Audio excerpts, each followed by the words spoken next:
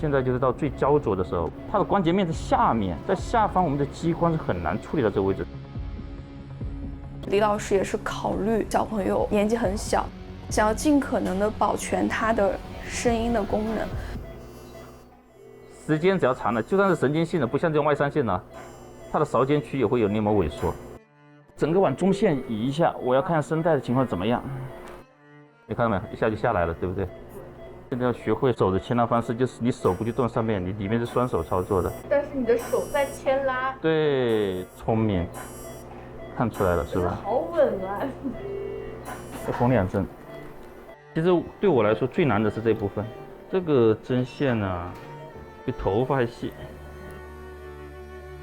這針的縫完以後，我底下再縫1針，把黏膜對合一下就可以了。